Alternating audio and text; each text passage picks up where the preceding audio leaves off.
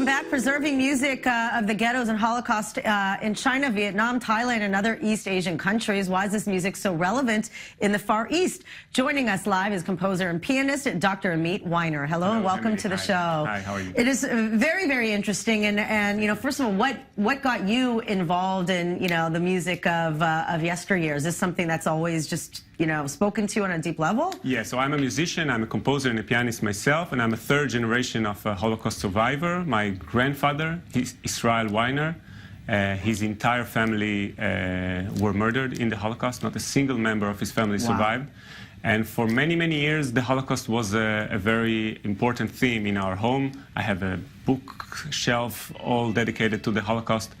So as a musician, I always wanted to explore that subject of the music that was written during the Holocaust. Well, and even, I mean, the music, and you see in so many movies, like the music, in spite of, you know, the tragic situations, music kind of always, you know, lifted people up even in dark times. Exactly. Like they were playing music in the ghettos and everywhere, even then, right? That's actually the point of my project. I called it Music in Times of Tragedy. Initially, it was, I established it with Yad Vashem 6 years ago in Jerusalem. So we had a few concerts in Jerusalem. And then it became international, and they approached me from a few embassies, Israeli embassies around East Asia.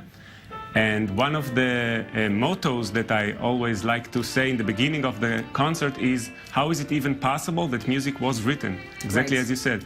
How is it even possible that music was written in such horrible times? And what have you found just through your journey? How was it possible? Do we have an answer? Yeah, so I have three answers. Okay. The first is a quote that I found on a poster from the Jewish Symphony Orchestra in Warsaw Ghetto.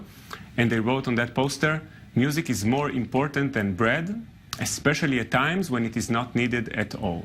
Wow. So that means that for them, and that's very moving for me as a musician, you know, for them, music in that time was sometimes even more important than bread. Wow. That is, I mean, that is so deep and profound. And, anyway, I want to play a clip of a performance. I think this one was in Vietnam. Yeah. The one we're about to see. All right, let's take a look. All right.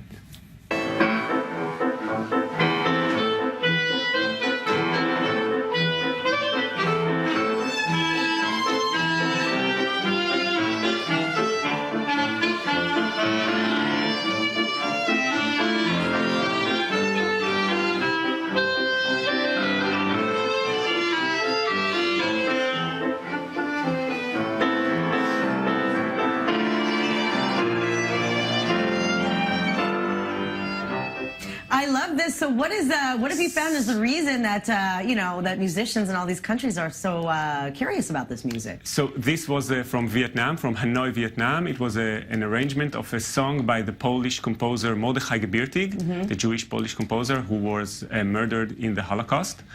And that was 2 years ago when I came to Hanoi, Vietnam. So I had a few rehearsals with the musicians before. And what I discovered is that in those countries in East Asia, they almost don't know anything at all about the Holocaust, nothing at all. So for the Israeli embassies that invite me to those countries, that's the most important thing. And you were saying even like people showed up, it was like a costume party, and there were people showing up dressed like Hitler? That was in Bangkok before I arrived, and that was the reason that the concert was held in that specific university in Bangkok. That was a year ago, and it was a very big issue in Bangkok, in the media in Bangkok in those months. A student didn't know who was Hitler, actually. He thought he was a comic villain or something like that, and they were dressed up like Hitler because they just thought it's a Marvel comics or something like that. Wow, that is really... For us, it's astonishing to discover. Yeah, but, you know, it's interesting that you were able to be there to kind of explain. So I also want to say you brought this original book. So this was written by this is a composer while in a concentration camp? In a concentration camp. This is a piano sonata by Victor Ullmann.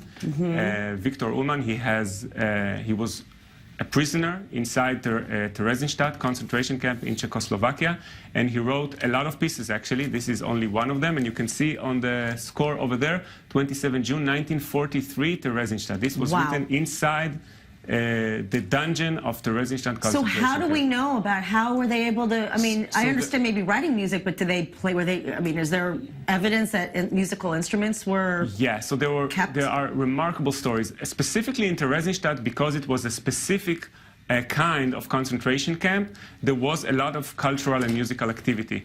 But there were other ghettos and camps that Jews were not allowed to have any musical instruments at all. So, for example, in Vilna ghetto in Lithuania, they couldn't bring a piano, and they smuggled inside the ghetto a piano. They dismantled it piece by piece. Instead, just think about it. Instead of bringing food and water and medicine, they dismantled the piano and brought it inside the ghetto, and then put it together just to have a piano inside the ghetto. So how beautiful for you to know that you're able to kind of continue this legacy.